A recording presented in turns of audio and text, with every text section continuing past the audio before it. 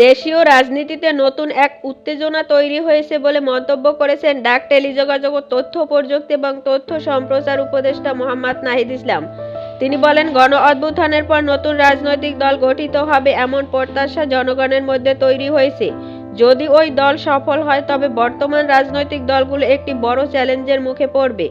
উপদেষ্টা তার বক্তব্যে বলেন, রাজনৈতিক দলগুলো চান যে দেশের সংস্কার তাদের অধীনে সম্পন্ন হোক। তারা বর্তমানে অন্তর্বর্তী সরকারকে ব্যর্থ প্রমাণ করার চেষ্টা করছে। সংস্কারের পরিবর্তে তারা নির্বাচনী প্রক্রিয়াকে বেশি গুরুত্ব দিচ্ছে। এদিন সচিবালয়ে ব্রিটিশ গ্লোবাল পার্টনার্স গভর্নেন্স প্রতিনিধি দলের সঙ্গে এক সাক্ষাৎকারে এসব কথা বলেন নাহিদ ইসলাম। চিলির সাবেক সামাজিক উন্নয়ন মন্ত্রী জর্জিও জ্যাকসন সংস্কার ও নির্বাচন বিষয়ে জানতে চাইলে উপদেষ্টা বলেন, এটি একটি অভূতপূর্ব ঘটনা যে অন্তর্বর্তী সরকার বাংলাদেশে দায়িত্ব নিয়েছে। এর আগে কোনো দেশেই এমন পরিস্থিতি দেখা যায়নি।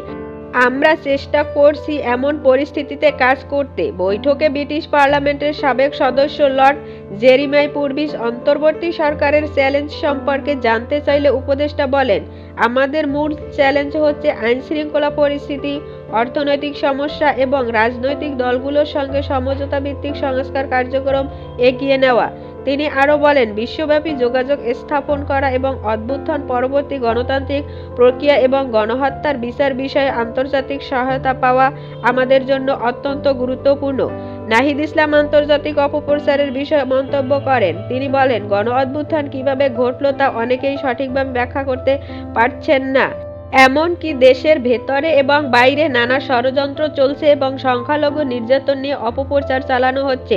ব্রিটিশ গ্লোবাল পার্টনার্স গভর্নেন্স প্রতিনিধি দল নোবেলজয়ী অধ্যাপক ডক্টর মোহাম্মদ ইউনূসের নেতৃত্বাধীন অন্তর্বর্তী সরকারকে সব ধরনের সহায়তার আশ্বাস প্রদান করেন।